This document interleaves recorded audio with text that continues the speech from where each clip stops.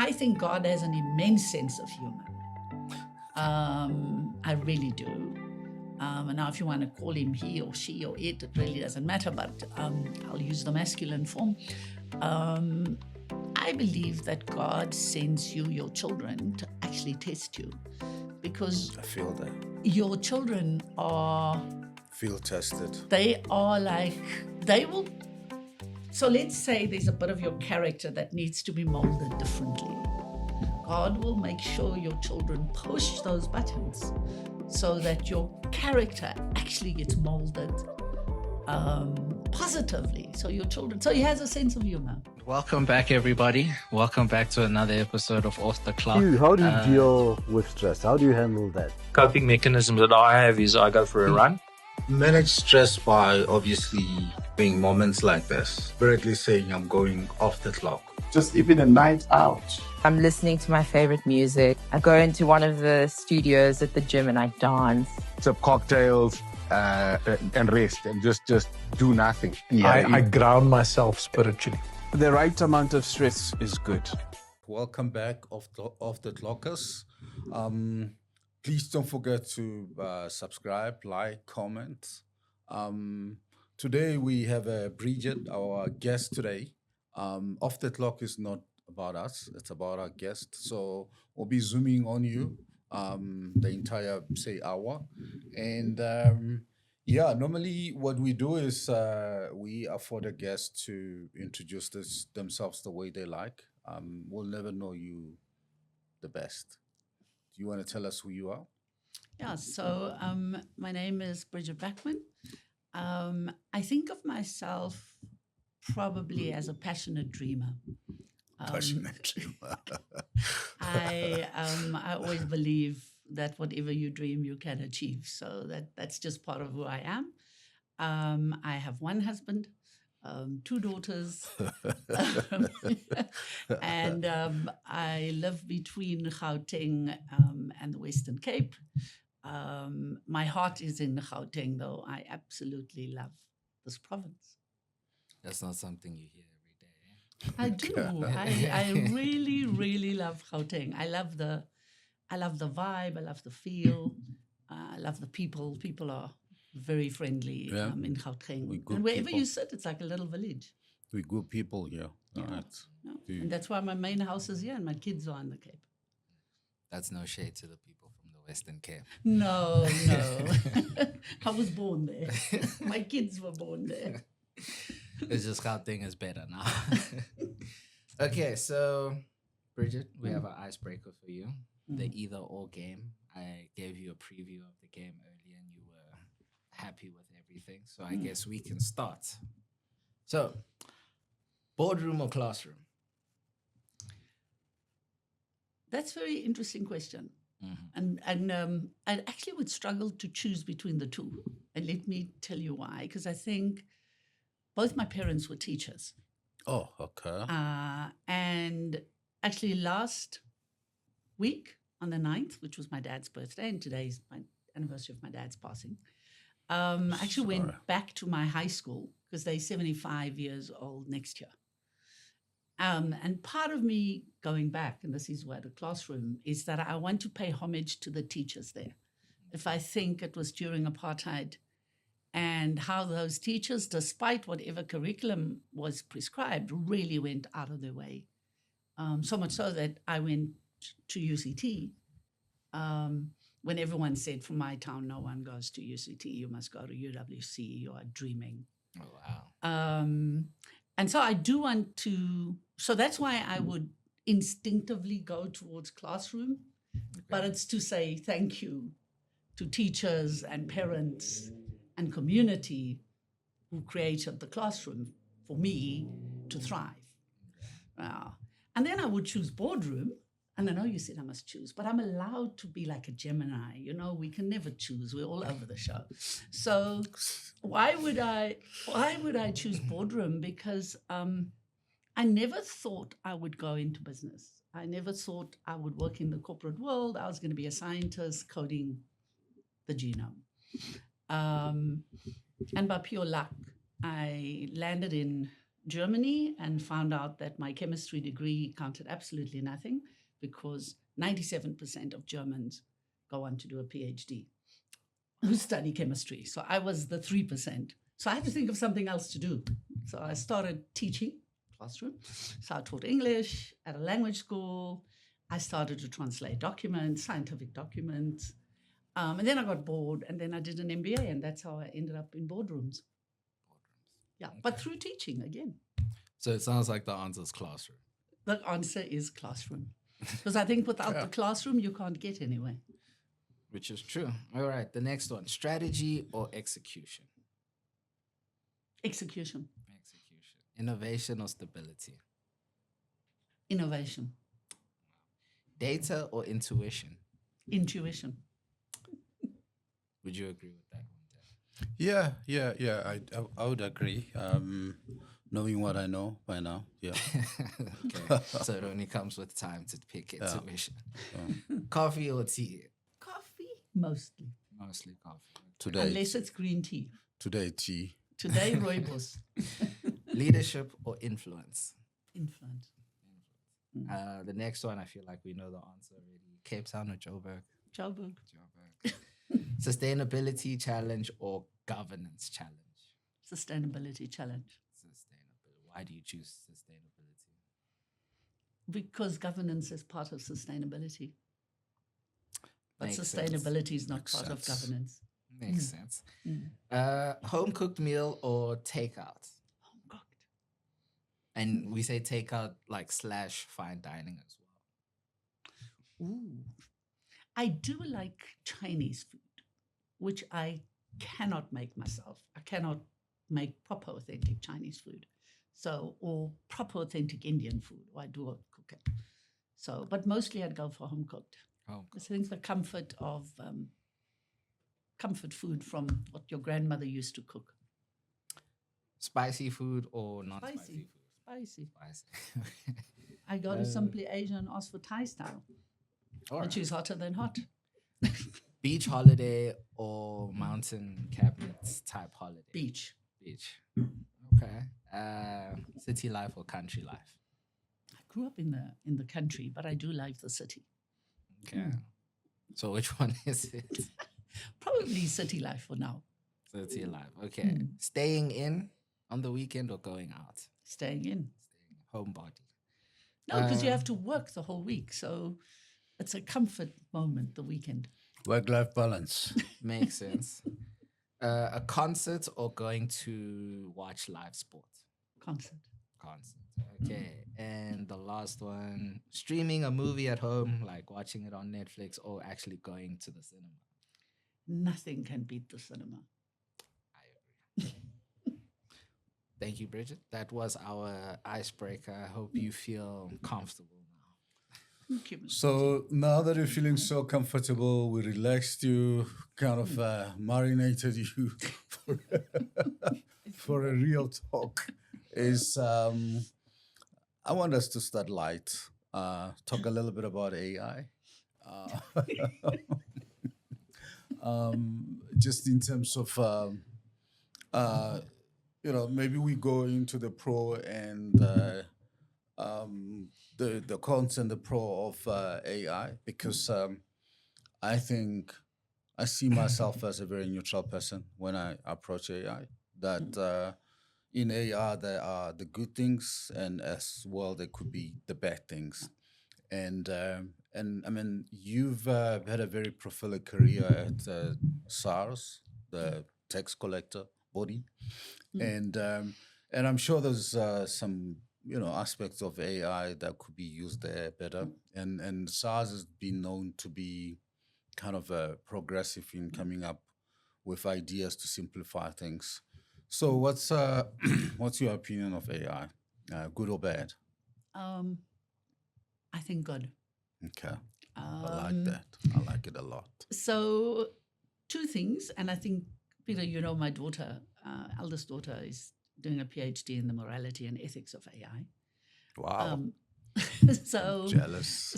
So, but to get to the SARS one first, I think SARS is really doing well in terms of modernization.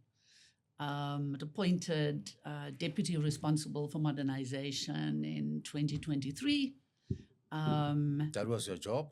No, that was Carl Scholz. Okay. Mine was corporate and enterprise services. And then Okay. Johnston was who's now the current commissioner.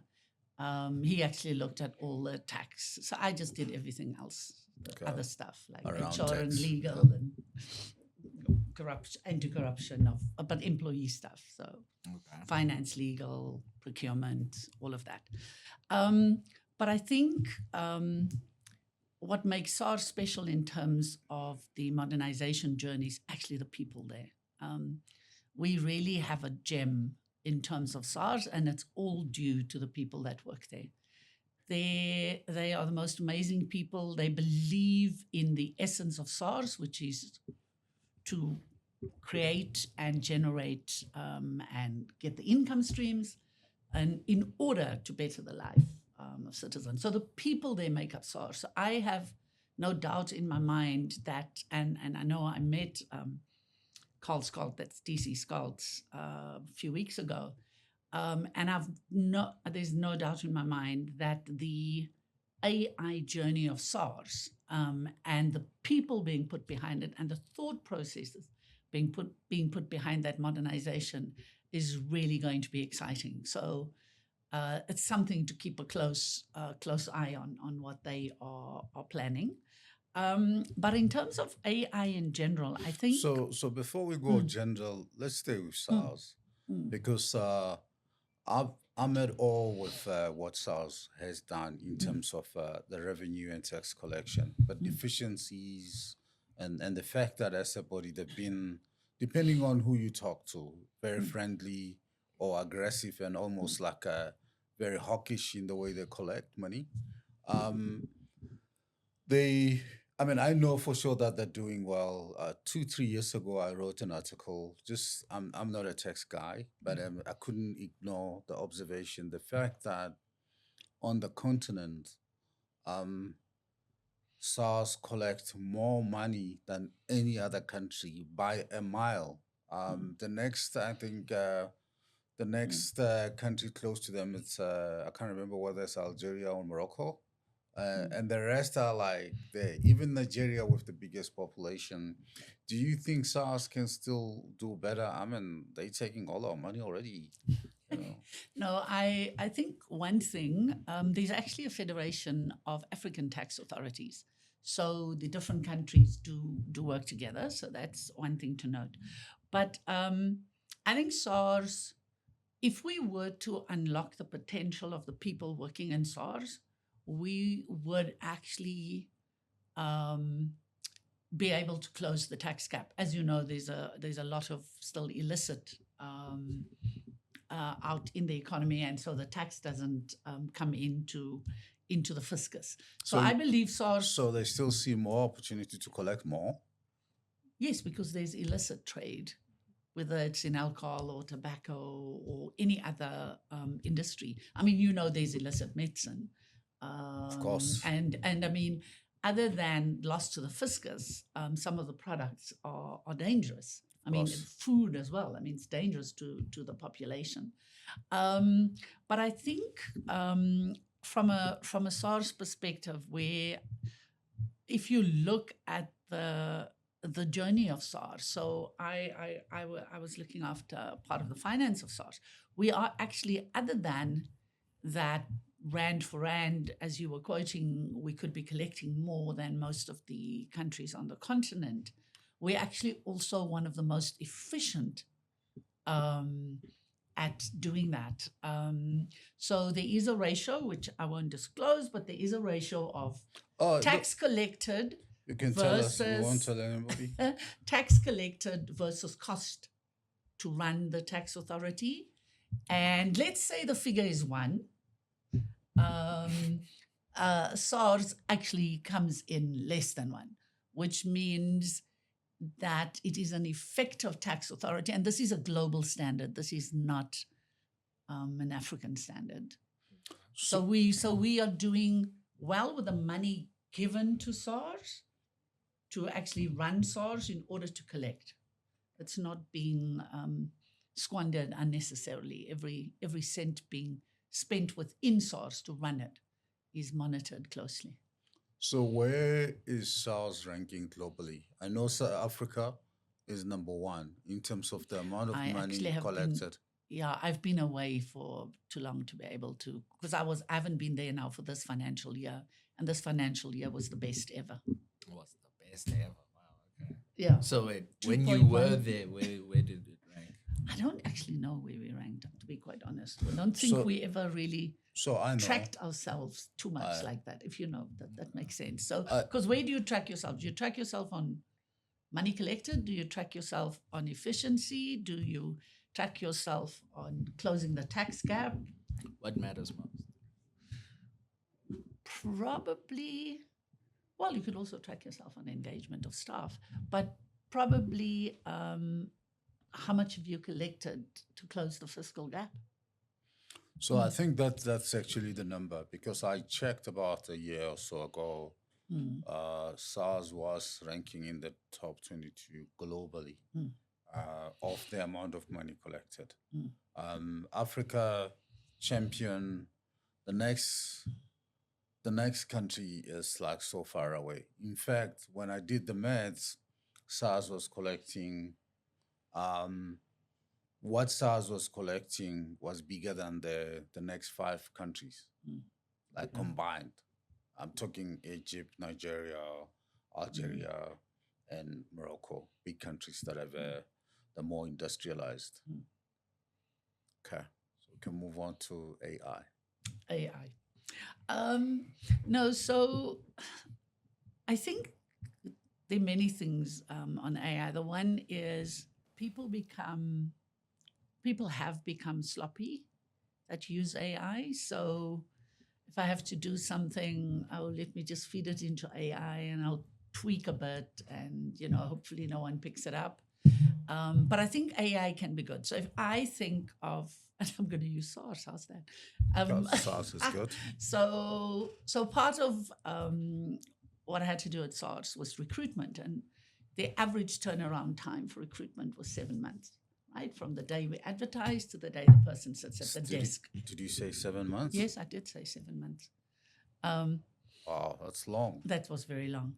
And then through a process of getting the teams to talk to each other and to finding some solutions, which were little bots that could track CVs, etc., we actually got it down to 47 days. That was the new benchmark.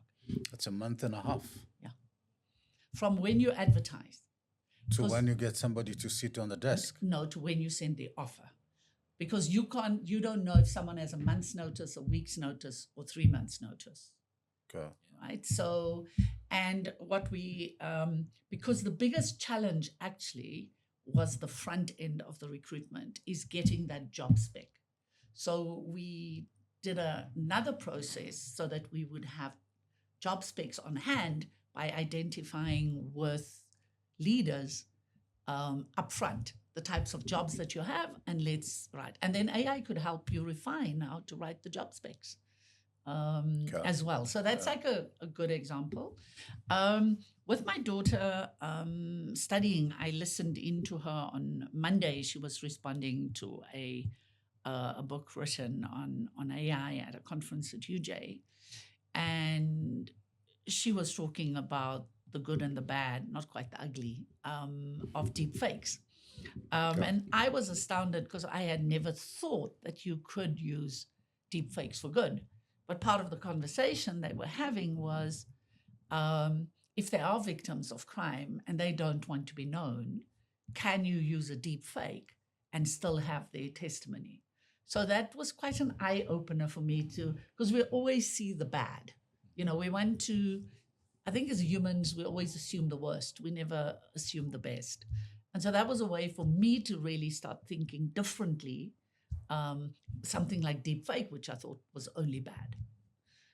So I think parents who are looking at children going into university should really start thinking about AI and impact on careers before making choices, or young students must start thinking about that. Because I think if I look at chartered accountancy, and I'm a chemist, so I know nothing about chartered accountants, there's a lot that can be automated by AI, a lot of the analysis, some of the actuarial work, so that will leave time for the human being to be more creative, to actually work at a higher level of thinking, because you don't have to worry about the routine. So that's the one positive I see about AI in most jobs, even in HR. If your CVs can be screened, you have 1,000 CVs. Yes, you still have to do a human eye on it to make sure they didn't miss something, but you've saved someone 10 hours of work, which means they can now do better work. They can be more strategic. Yeah.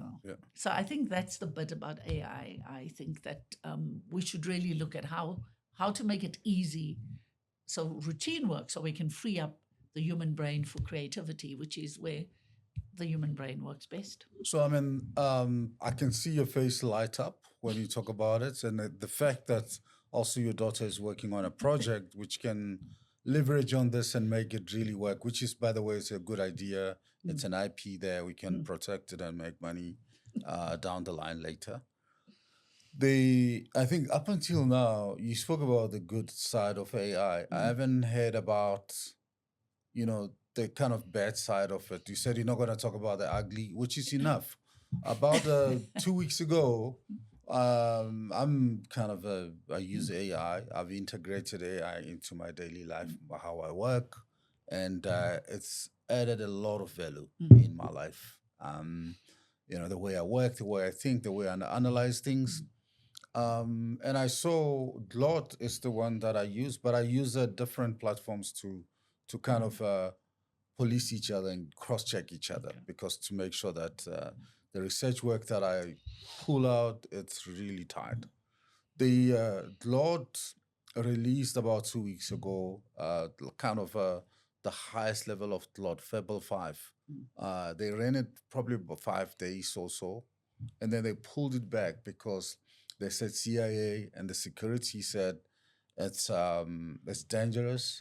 People can use it to break firewalls, and it's for security it wasn't great, and having to kind of take it back to the drawing board, like relook at it again and make sure that the guardrails are there and firewalls are protected.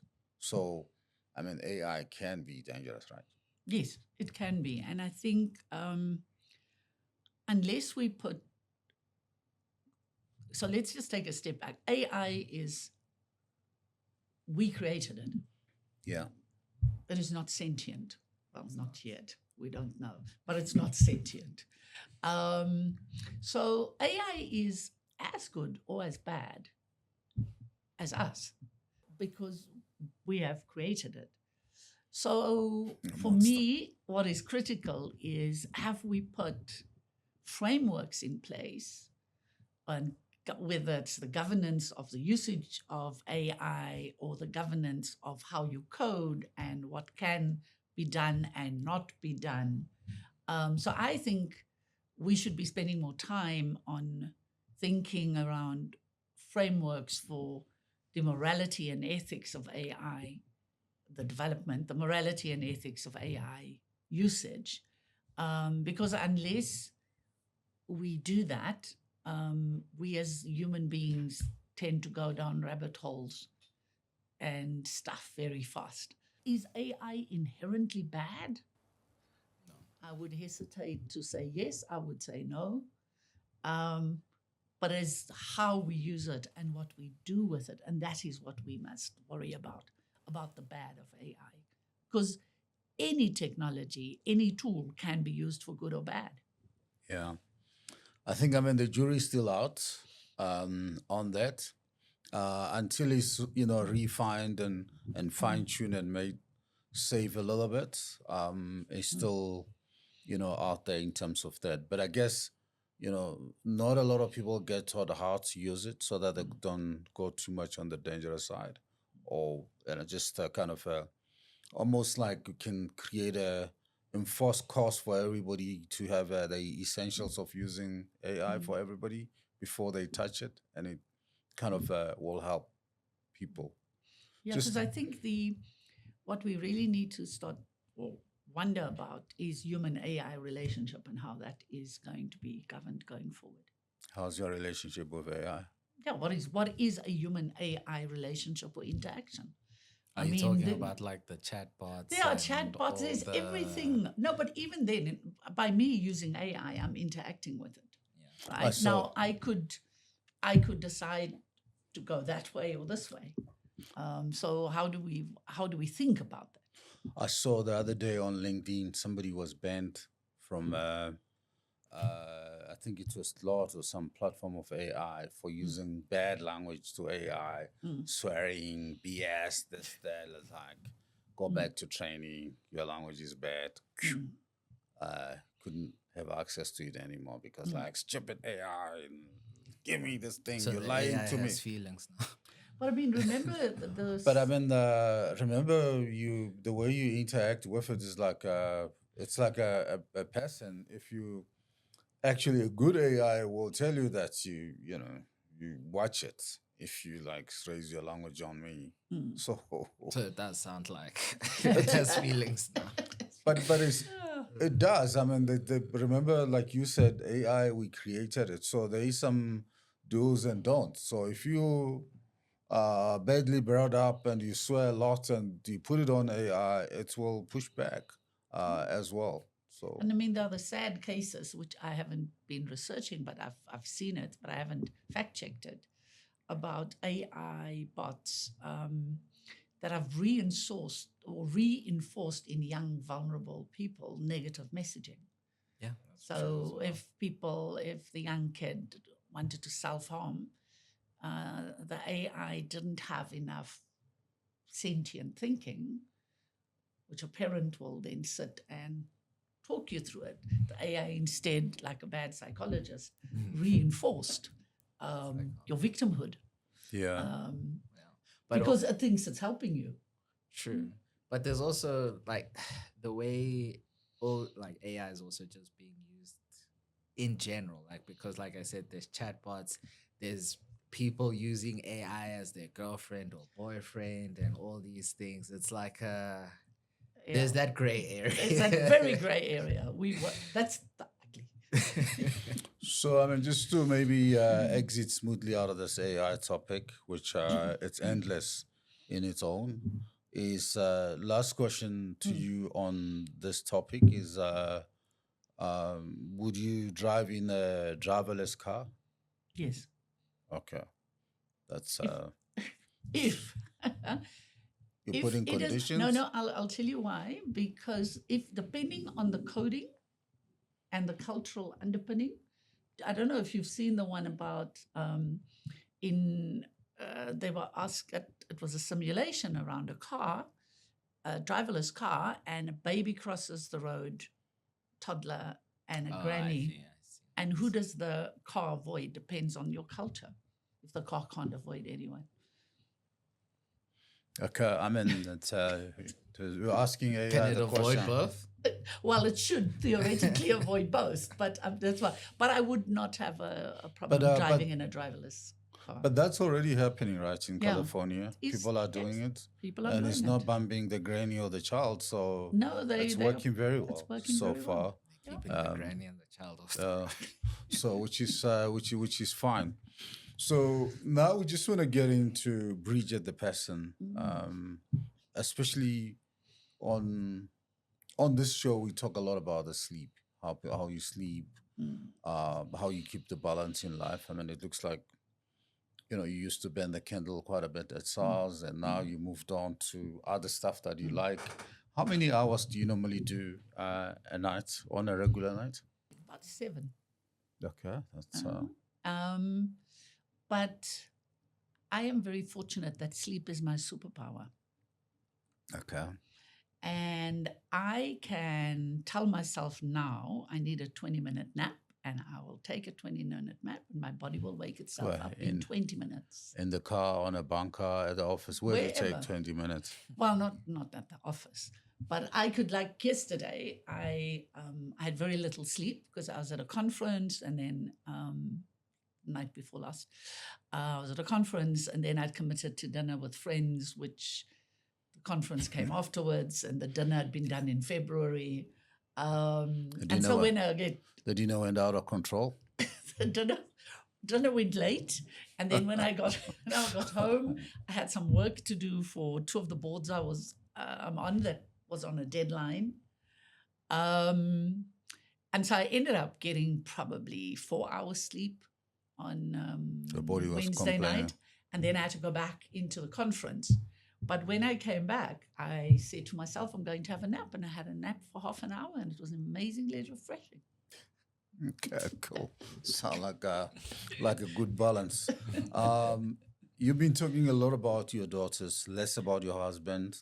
I mean, you married, right? Yes, I am, and he's a very supportive husband. How did you meet this guy and where? Oh, my goodness. If you ask him, you're going to get a different story. I'm just interested in you. He can tell his we story next met- time we meet him. I actually have to think how we met. You don't remember? No, I do, but I'm just trying to remember. I actually met him through his brother, Oh, because his brother was studying at university. so he arranged it for you guys? No, they invited me on to come and visit them. The two brothers? brother, Yeah. the brother, because our parents were friends, and then I met him, but he wasn't at university. He was still at school, so he's a bit younger than I am. So it sounded like it was staged.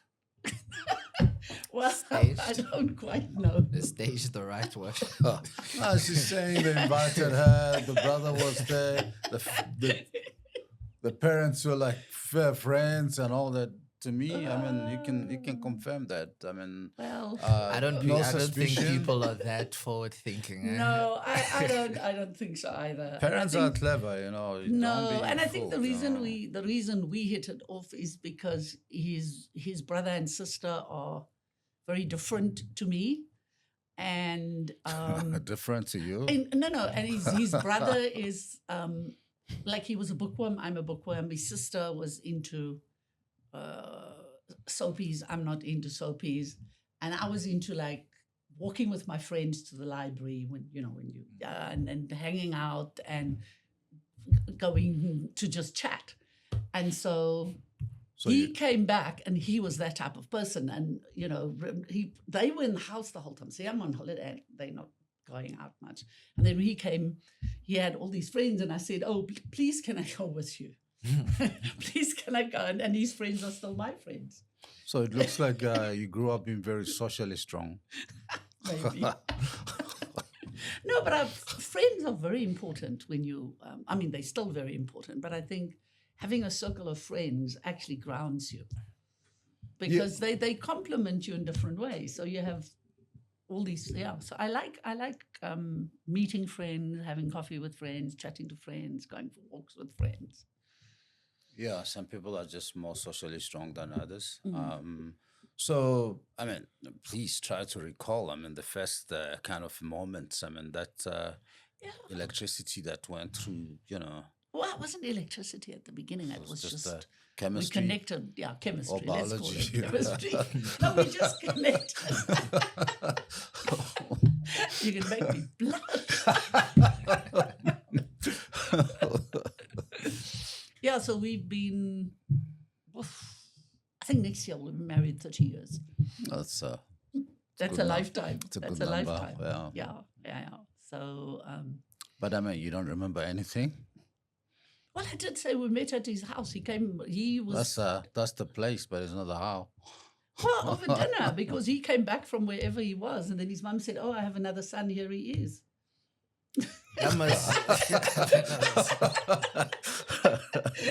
I think that's a lot of people's dream, eh? Just to come home and then the person you're supposed to marry is there. I got another son. If you don't like this one, I got another one. And I never liked the other one. Not my type. How long did you date before you kind of tied the knot? So we lived, no, I'm going to counter this from when we lived take together. That's take going your to be time. 3 years. 3 years. We lived together for 3 years before. Before you kind of made up that he was the before I one. decided this is it. He was the one. Who decided? That sounds weird. Probably both of us. I wasn't sure if I wanted to Get settle married and have kids. Yeah. that time. Yeah, I wasn't sure. What Okay. made you sure? Well, he negotiated really well. Oh, wow. No, I mean, obviously I love him. I mean, that goes without saying. But I mean. So he gave you an offer you couldn't refuse. No. So, but I was clear. I wasn't very keen. I didn't have a biological clock ticking, thinking I had to have children. I have to be honest. And then he really wanted children, and so it was a bit of a negotiation. So How the many? negotiation was he would stay at home. Did he give you a number? How many children? No, he just wanted a kid. So Just one one. was going to be fine. Okay. I'm an only child. Oh, you ended up with 2. We ended up with 2. Yeah, and then he stayed at home for their formative years. So he was very agnostic to whether it's a boy or a girl, just yeah. a child. Yeah, very agnostic. Okay. Yeah. Doesn't have much of an ego in that way, Okay. which is good. Well, which is why he stayed at home, because I think a normal male with a normal male ego might have found it a bit difficult 26 years ago. Maybe today it's slightly different, but 26 years ago, that was a big thing. How do you feel about family in general today? I think family is an anchor. Okay. Yeah. But I think family for me also becomes. So I lived in Germany for a while. And Whereabouts? in Mannheim and Lorsch an der Bergstraße. Oh, next to That's Heidelberg. a Yeah. mouthful. Yeah. And Wow. so in German they have a saying, and I always struggle to translate it. It's called "mein ruhender Pol." Now, when you translate it, it means my. If you translate it literally, it means my resting pole, but it actually means the pole, as in north and south, that grounds me. So I mean, So I think family really grounds you, becomes an anchor, but can also be a north pole that pulls you to be your best. you German, right? Or you got German roots? No, I'm not German. But okay, this is going to be really weird. But I have a great grandfather that was brought in by the apartheid government in 1885 to fight the Swart Gevaar, but he decided it was much more fun fraternizing with the Swart Gevaar. And you stay here. So, and here I So am. he showed up and said, "I'm going to play he for came. the other side." Yeah. He came out with his wife and 5 kids. Had some farms in the Eastern Cape, and when he died, the grandmom married the Xhosa foreman. Okay. Yeah, because women couldn't own land so much. This was way before. Yeah. 1885, and then onwards, and then the kids. So my grandfather married a first generation colored person. Yeah. So that's how, yeah. So yes, I have German blood, but I'm not German. I didn't grow up German. My granddad died when my dad was 4. But he still, during the war, he had to go and show up and prove that he was okay, because, you know, the South Africans were on the other side sometimes of the war. So he had to. So I grew up knowing about German culture a little bit, but not a lot, because I didn't speak it. I only learned to speak German in Germany. Do you eat pork? No. Okay. I don't eat meat. I only eat chicken and vegetarian. ostrich. Oh, okay. No. Chicken And- and ostrich. Okay. And fish. particular. And fish. I eat fish and seafood. But my dad loved pork. It was his yeah. So because you were very much, you had to be negotiated with to have kids. After that point of having your kids and like maybe they're Yeah. a little bit older and you've built this little family, what was your position on this? And like, were you like, damn, this was a great thing I did here, like having your kids, or like, what was that feeling? Like, did you have some moments of saying, I don't know what I would have done if, or where I'd be if I didn't do It's like have the family and kids. I must say, I mean, absolutely adore my kids. I think they obviously are the best thing since sliced bread, and I hope all parents think that about their kids. I do. So the first thing is, in order to answer that, I have to tell you I won the parents' lottery. Okay, so I definitely think I got the most amazing parents. One, for two reasons. My dad went to Fort Hare for a bit, but he believed that despite any political dispensation, you can be who you want to be. Okay, so I grew up with that as a message. And then my mum, very religious, founding member of the Anglican Women's Fellowship, all of that, said you can be whoever you want to be because God says so. So I was very lucky despite the environment I grew up in, my family, the street I lived in, the community. I'm really blessed. You know, they made you believe in yourself. So I never think of family as my nuclear family. I don't think it's just my husband, myself, and our two kids. I would include my mum's brothers and sisters and my cousins and my Extended. I would go really extended. But I've never thought, should I or shouldn't I? It's not a question because I did. Yeah. Does that make sense? And I'm happy. So I've made the right choice. Okay. Yeah. And kids are really a blessing, actually. Yeah, no. I see that with my sister, but it's also, they test your stamina. Oh, no, look, I think God has an immense sense of humor. I really do. And now if you want to call him he or she or it really doesn't matter, but I'll use the masculine form. I believe that God sends you your children to actually test you because I feel that. your children are... Feel tested. They are like, they will... So let's say there's a bit of your character that needs to be molded differently. God will make sure your children push those buttons so that your character actually gets molded positively. So your children, so he has a sense of humor. So, I mean, I studied science. Both my kids decided no to science. That's a test of humor.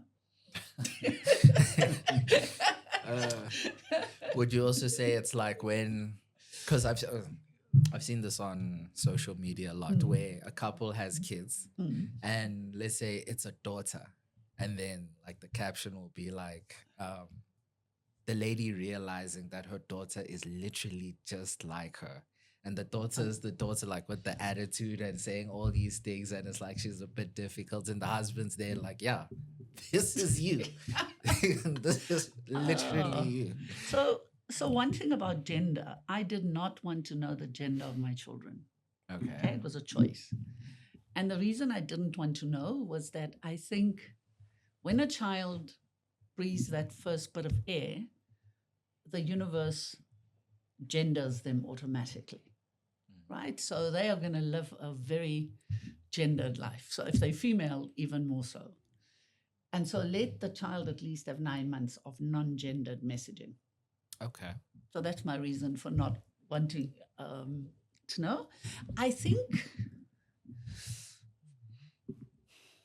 my kids have characteristics of both parents. So my youngest is absolutely an empath, right? So she could come into this room now and she will know if you're happy or unhappy. And if you're unhappy, she will actually come to you, she will hug you, and she will touch you mentally in order to make you feel better. She's that powerful. She is, yeah. No, she's really amazing like that. She will also be able to tell me who the crooks are in my team and who to watch out for. So she's quite amazing to bring to the office. This is the intuition. Intuition, but that comes from my husband. That does not come from me. What comes from me and my youngest is she's the social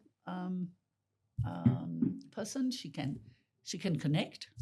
Although my eldest can do the same, but my youngest will connect first very quickly and then longer. With my My eldest will take a while, but then we'll connect deeply. So that's the difference. My eldest, they both like studying, which I do, so that's from me. They both strong females. My eldest actually changed her surname to incorporate my surname legally into her name at Home Affairs when she was 18. Yeah, to have, yes. So she has a double barrel, of course.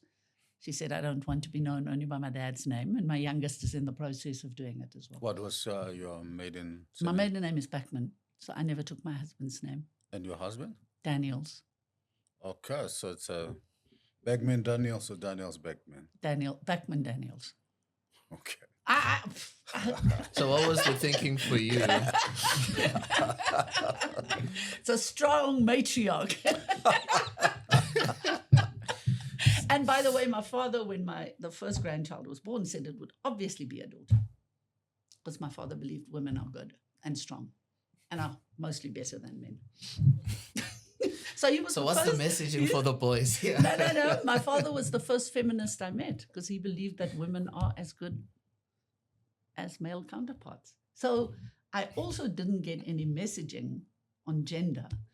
So I don't have a chip about being female. So I can go into a boardroom and you can cut me to pieces. I will not jump to the conclusion that it is because of my race or my gender. No hard feelings. I will take the matter on. And I didn't realize that was a superpower. See, my next superpower. So I have two superpowers: sleep and not interpreting life with a gender lens. Okay. So moving on, I mean, you've been around in corporate South Africa for some time. Socially, you've connected with a lot of people. Looking back, any person that you might have apologized to and maybe never got a chance to do it, and you don't have to mention the names, just looking back. So the person I would have to think about is when I was in Sasol in Secunda. There's this young woman in my team. She's responsible for comms, PR, media. And at least twice a month, she would ask, can't I do an article about you for Sasol News?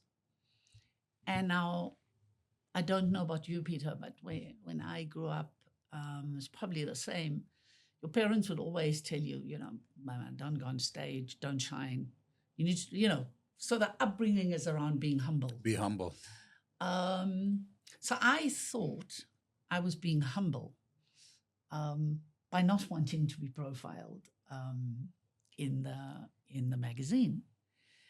And she kept on asking and I kept on refusing. And then Sasol had what's called Project DNA, rejigging its DNA. And I was one of the people in about 100 of us over a period of time. And you have to go through this really change process for yourself.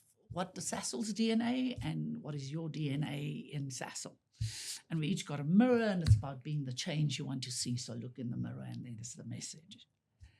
And part of my process there was you had to get to a point over these sessions where you come up with a sentence about who you are in Sasol, right? And so part of my sentence was around that having grown up the way I've grown up and then having seen people have shrunk horizons for themselves, that part of what I like to do is to expand horizons for others, right? So that's why I'm there, sort of at Sasol. And as I said that, because you do this in front of this, because you do it in a small group and you build up trust. And as I said that, I actually cried. I know, it was terrible. I had tears coming because I suddenly realized I was shrinking her horizons by not wanting to be in the magazine. Because for her, it was, we need Black female role models in Sasol. And I want to tell people that we have Black female role models. And so I went back and I said, you can profile me the next time you wish to. And she did. It was called Bridge Over Troubled Waters. Bridgette Over Troubled Waters. Bridgette. Bridgette. So yeah, I actually saw her 3 months ago at an event, and we had a great connect. Wow. Yeah. So the relationship was like solid. Since your career spanned through a lot of different industries, what has been the common thread connecting all these roles that you've had?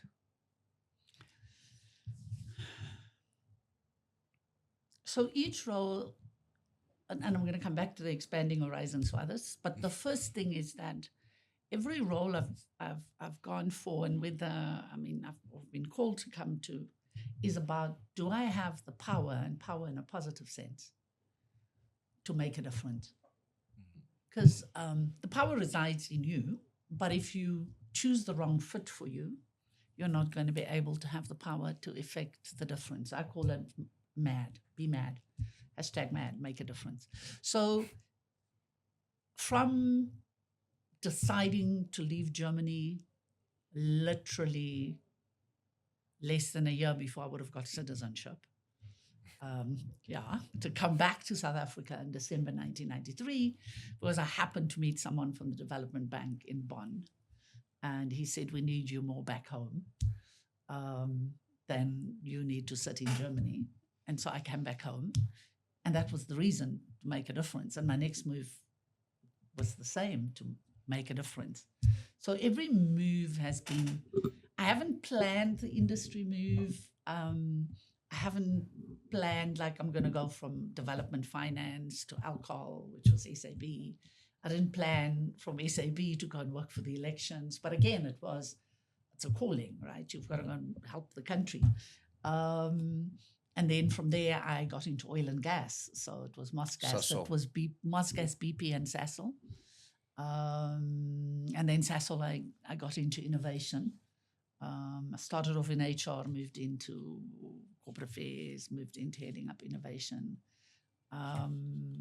And then from there, I got into food, so Tiger Brands, then back into alcohol, Distel, and then back into food, PepsiCo, and then SARS. But the common thread also has been, except for 2 organizations, they've been proudly South African organizations.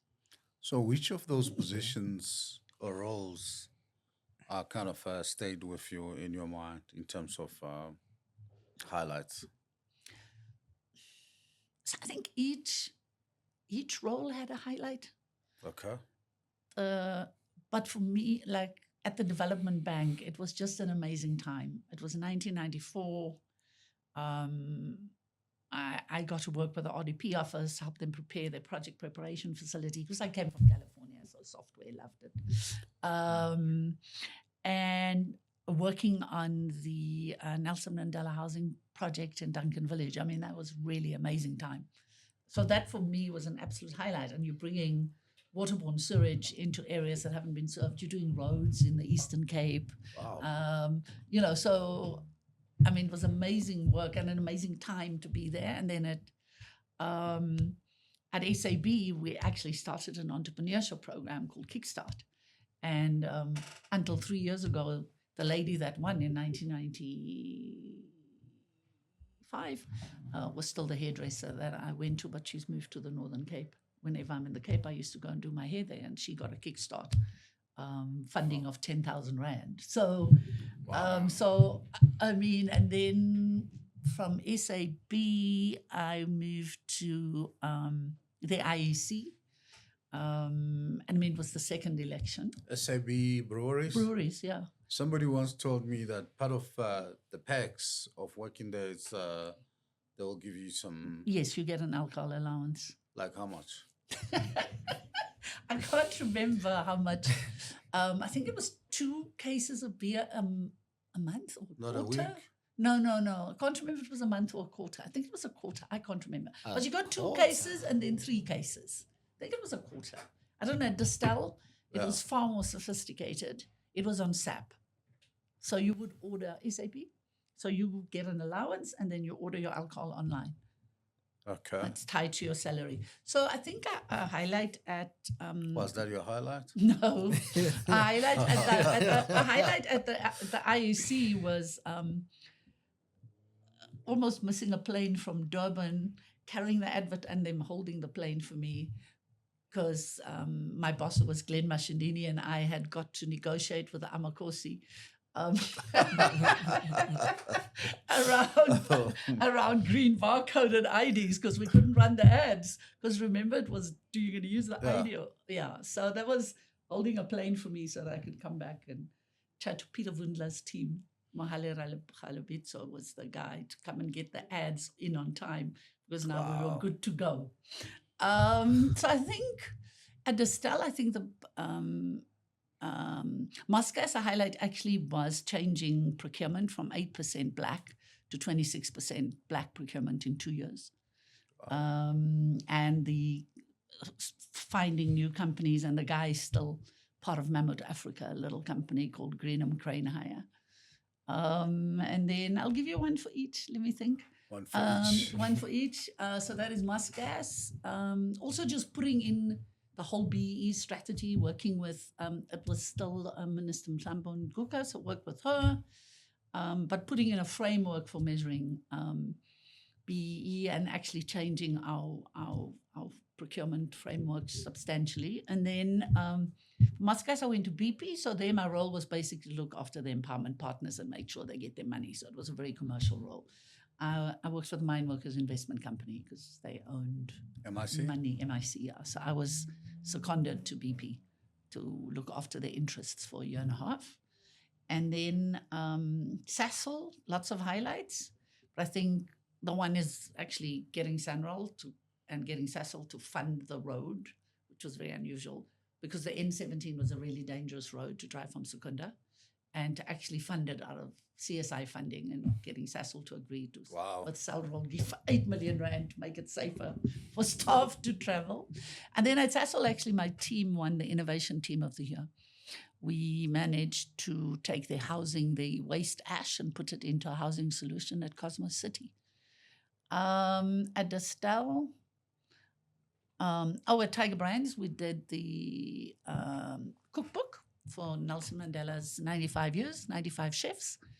And I added in, together with Selo Atang at the time, he was the CEO of the Nelson Mandela Foundation, added in that we went to TVET colleges and found 9 community chefs to be profiled in the book. So if you go and buy the Great South African Cookbook, at the end there are 9 community chefs, one from, I think there were 10 in the end because the Northern Cape had 2 winners.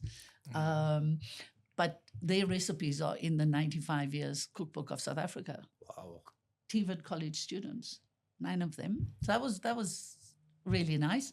We also signed the first smallholder agreement with agriculture at the time for smallholder farmers. Distel, it was the human rights. South African wine was getting withdrawn off shelves because of the bad reputation. There's actually a video called Bitter Grapes if you want to go and look at it. Bitter Grapes? Bitter Grapes. It's called Bitter Grapes. It was done by the Danish on human rights violations on agriculture in South Africa. And so I got our company to embark on a journey. It's very difficult, but we investigated own farms first, got the unions on board, got an NGO on board, and then implemented and then made our top 10 suppliers do the same, and we paid for it so that they would follow proper human rights principles. At Distel, yeah. Okay. Like we'd find, so we would say, because 95% of grapes are bought from other farms at the time, and so it was a lot of social matters, housing on farms, do they wear PPE when they spray the pesticides? You know, it's not rocket science, but it's stuff that... Standard. It's just that people don't think about. At PepsiCo, I think probably one of the highlights there was actually getting Minister Didiza to launch our dialogue on food security in the country and what needs to change. And salt and sugars. Eh? And salt and sugars legislation. And salt and sugar, yeah, getting the taxman not to do it. And then I joined the taxman. While getting government not to do it because the taxman doesn't make regulations. Taxman is government. Yeah. So- And then I joined SARS, and it was an absolute highlight to be given an opportunity to give back and work with such an amazing team. How long were you there? I was there for 2 years as the deputy. Yeah. Oh, okay. Yeah. Oh, 2 so years. it went fast. It went very fast, yeah. I know the minister asked me yesterday when he saw me. I said, no, it's okay. It's okay. I know I left. It's like a short and sweet It stint. was short at and SARS. sweet, yes. Last questions, one each, and we give Bridgette the moment to revenge. All right. So we're going to talk about leadership. What do you believe are the important qualities that a leader should have in South Africa? If I have enough time one day, I'll tell you my ABCs of leadership. I have a model that has something for each of the letters of the alphabet, by the way. Wow. About Okay. leadership. I think the thing that I always think about leadership in South Africa is no matter how we try to get away from, I call it the twin spectre of racism and sexism. And I think given what is happening globally, leaders have become emboldened to be bad because they take the cue from other leaders. So lead, and by bad, I mean, we were striving towards servant leadership for so long, generally in leadership. We'll get to South Africa. And there were bullies in the workplace, and there were narcissists in the workplace, and there were bad bosses in the workplace. The current world order gives them a podium to go back to what they were before, because they feel emboldened. That's my view by it. So I think we need to caution. So what do you that mean we by don't. the current? You mean the Trump era? Yeah, the whole world leadership. If you look Okay. at the world leadership, world leaders at the moment aren't the type of world leaders generally that you would say are charismatic and fostering the common good. I agree. So for me, leadership first has to be in the South African context. Do we understand this twin spectre of sexism and racism? And I think it is really stupid to say you don't see color, because that just tells me you haven't even thought about life, the universe, and everything around racism. Unless you just live in like a solely homogenous society. But in Yeah. South Africa, It's yeah. not So I that. think leaders have to be aware of those specters, because it comes into the room without you knowing, right? And you don't realize it's in the room. So unless you know how to actually address it, deal with it, and understand the cues of where things are coming from. And then the other thing for me, I think leaders have forgotten how to be kind. And I'm not saying nice, I'm saying kind. And kind and care is actually very important, because if you come from a space of kindness and care, I promise you, everyone in your team will perform like crazy. I mean, my team at SARS, one day we had a deadline and the team had sort of neglected to do X, Y, Z. And I went into the meeting and I said to them, I'm not very disappointed, because we agreed that today is the deadline. And now you're all telling me you haven't got there. You had 2 weeks. You could tell me 2 weeks ago we weren't. This wasn't me. It wasn't my deadline. It was you. You actually said to me, "This is when we'll be ready." I said, "Tell me when you'll be ready," and then. And afterwards, they came to me to say they felt so bad because I've cared and they haven't. Right? And then they stepped up. So I think care is really, and the ability to blend people and task. I think leaders think that you have to be either or. You actually have to be both. You have to be able to be the person and deal with the person, but also to be able to drive the task. And if you can integrate that well, then I think you'll be a good leader. So my last question, and then we'll go back to you, is, and the fact that you've been around, your career just allowed you to almost know everything about the country. I'm a little bit jealous that you kind of been having this cocktail of industries and places that you've been. Today, looking forward for South Africa, what good do you see for the country? I'm an eternal optimist. Okay. I have seen this country on the precipice, and by a miracle, we always pull back. So I have no doubt we'll pull back. The challenge is that we have to bring everyone on board, and I don't think we've got that right. But from the good for the country, if SARS continues to do its job, we can, because remember, if we don't have taxes, we don't have money to run the country, right? So if SARS continues to do its job well, and government, when it gets the money, spends the money wisely, and on the right On the things they matters said that they would. actually make sense and that helps our economy grow. I think the one thing we need to get better at as South Africa, and I think the Asian Tigers have got that right, is to have the strong business-government partnership and to think South Africa. South Africa Incorporated. Yes, Okay. we need to think South Africa.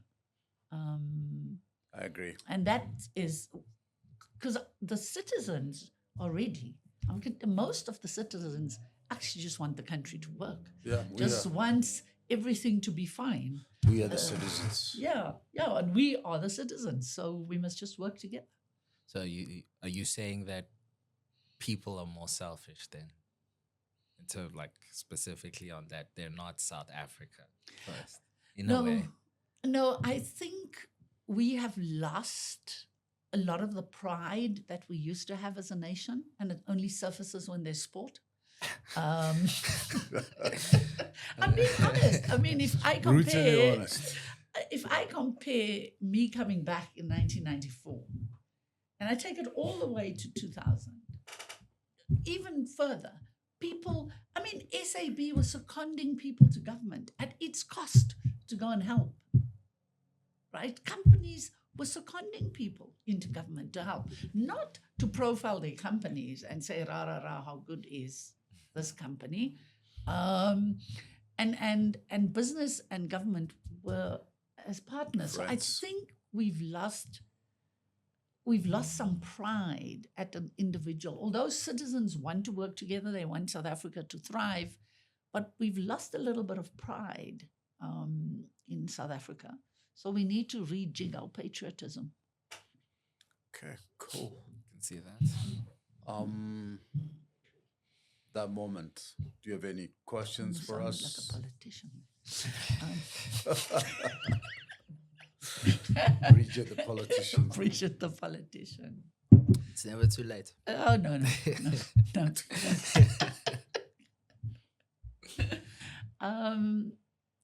I was going to ask you something, and then I wanted to ask you something. So the one thing, if you reflect on your journey, what has been your pivotal moment of epiphany, like where you go, aha, this is it, about whatever? What has been a moment where you just had this moment, light bulbs went off, balloons were going everywhere, streamers, you're saying, this is it. You've had that aha moment on your journey.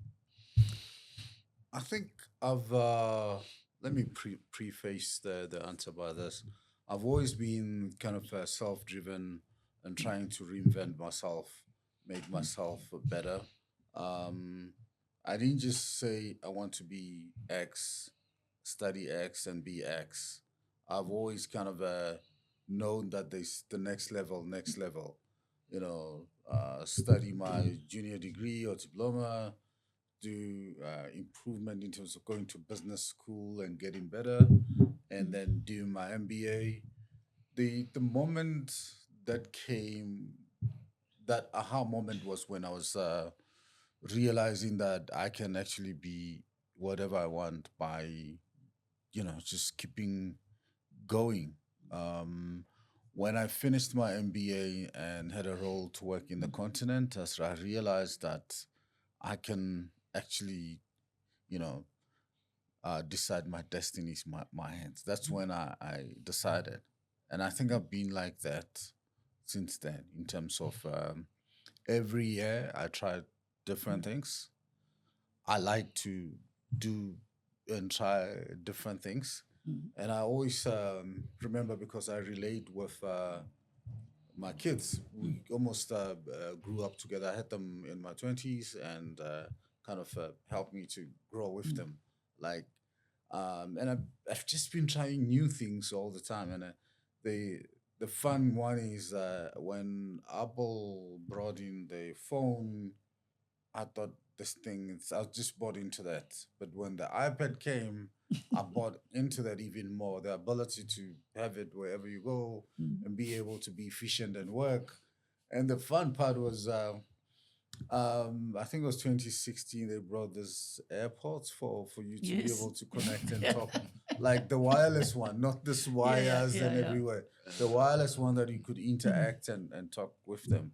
And I remember this night, I went home and I was showing my family and saying, this thing work. And I was talking to my earbuds and saying, Siri, do this. They just laughed at me. Like, and almost for me, the moment just repeat again and again. And you've seen how we've been wrestling and having a healthy debate about AI. They think I've crossed the line with that. So, and when I brought the iPad, it's like, what is this thing? This thing doesn't work. And it's like, so it's been very much like that since I decided, you know what? The destiny is in your hands. You can do whatever you want to do it. Thank you. So that's me. You made me now think about what I said about my parents, but you also made me think of something my mum always used to say, and then my dad echoed it. So my question is going to be on this quote, linked to the quote. My mum always used to say, you must do the best with what you have where you are right now. Right? And then my dad always, as I remember, I got upset because I didn't get a first prize in some subject, geography. And I came home and I was like, oh, terrible. And then my dad asked me a question that really stayed with me. He said, did you do your best? And I said, yes. He says, well, that's it then. It's done. It's done. Your best is good enough. So I was going to ask you, I assume you fall into the category of youth. So if I were to say that do the best, have you done your best? And then the other one is do the best where you are right now, always do your best. As a young person, what do you think we are missing? In terms of? So if I look at the world, the way the world is today, it is run by old people. Yes. Right? I mean, the world's mostly been run by old people. There are not many places where there are not baby boomers. Not that I'm a baby boomer, but baby boomers running the world. And I always wonder, how do we get the youth voice in? Whether it's into politics properly, whether it is into the classroom, whether it is into the boardroom.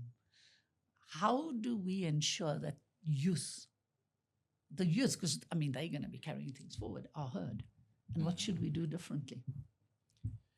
I'd say the simple answer is appealing to what's important to us, since I am the youth.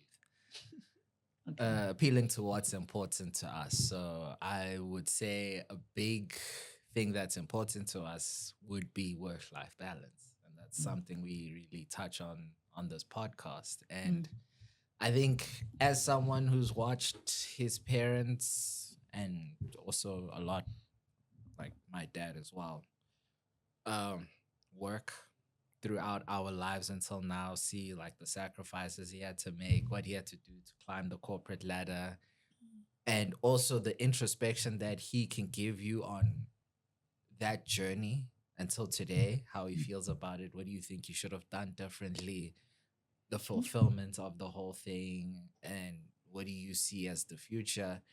You kind of gain perspective of like, first of all, I don't kind of want to work my entire life away to some corporation that probably just sees me as a number.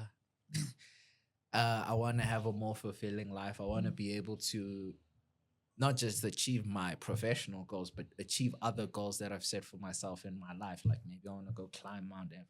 There's a lot of people that want to do that. Maybe I want to go and, I don't know, go to some museum in Japan and see this. Like, we want to have that freedom and ability to be able to live the life that we want. Maybe not live in the luxury that we want, but at least experience what life has to offer. And I think what we've seen as kids, and it also comes down to what your background is, right? Like who your parents were. Did you come from a privileged background or more disadvantaged? It speaks to your, not only your experience, but how you perceive the world now. So I think a lot of people just want to have more fulfillment in life, because a lot of people have seen their parents struggle to give them the life that they have today, as well as being able to say, I want more, but I don't want more to come at the cost of me not being able to fulfill those other things that I want to fulfill in my life outside of professional goals. So, yeah. Oh, thank you. Thought-provoking. Yeah, cool. Any more? I'm going to ask him because he Yeah. put me in a corner. I'm He going to needs- ask you now. He needs to answer these questions. Yeah, he needs to answer. So, no, that one I think you've answered, so let me not. But I was going to give you 2 words to choose one. Because you did that to me. So now I mean, we can doing still to do you. it. Yeah, I was going to ask you journey or home. Journey or home? Don't you mean journey or destination? No, I mean journey or home. Purposefully. I would say journey, because when I look back on things like, let's say varsity, I think from my experience of my varsity life, I had a great time. I made great friends that are still my friends today. I feel like I grew so much as a person, but all those things didn't happen when they saw me on the stage collecting my degree, shaking the guy's hand and everything. That was like the 4 years I was there, making those friends, making the mistakes, passing my exams, going on to the next year and all that. So I'd say the journey, because the journey is what you look back on and not the end goal of me getting the degree and all that. Yeah, and But- home travels with you. Home travels with you. And also In my view. you make home where it is. Where you are. There will always be home like where your parents are, because that's original home. That's probably like the safest place you probably feel. Yeah. But home is also where loved ones are and where you make it to be. So, yeah, the journey. And I was just going to ask you, if you had to think of the continent, and having written the book you wrote, what do you think South Africa should do differently to become even more of a shining light on the continent? I mean, I think South Africa should, what I've seen, and this is firsthand, should connect more deeply and focus more on Africa as the market outside South Africa. And also be patient in building the South African businesses that are there. I guess, my book talks about the 8 moves, how to win in those markets, how to get it right. I mean, unfortunately, I've been in boards and companies. Unfortunately, the counter to that is that countries, needs a bit of patience, and businesses want the big bang now. So they talk 3 to 5 years return, break even, and there's the tension, right? But I mean, if South Africa can collaborate with businesses in those countries, and starting with Southern Africa, and be more patient about long-term horizon, 5 to 10 years of build.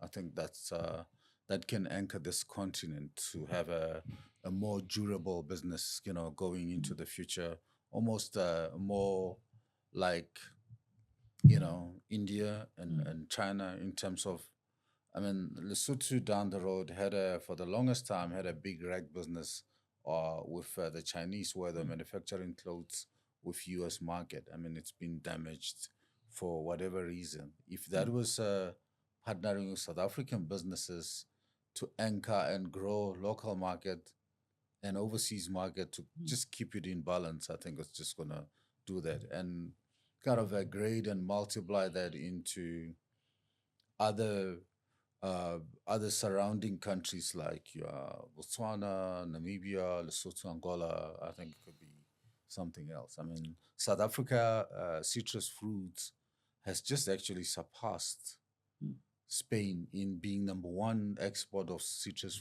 fruit globally. Imagine if you can connect to the Southern Africa belt to be like an undisputed champion of that space, because agriculture, mining is where we have the biggest strength that nobody can take it away from. And it's not about, it's better than mining in the sense that there's not too much about you taking raw diamonds and go process them somewhere else. I give you the fruits and the bananas and the stuff. We're done here. So, so that's how I see it. So I do master classes on my book, how to adapt the 8 moves into any business, because it talks about 3 things that are a must, and then created a flywheel to get the wheel rolling, and talks about that. So people pay money to hear me talk about the book. That's good. Monetization is always good. Yeah, it's very painful putting it together. So Bridgette, thank you very much for spending the afternoon with us. Thank you. Appreciate it. We got to know you better in places and ideas that we never thought. So thank you very much. Thank you. It's been an honor. Thank you.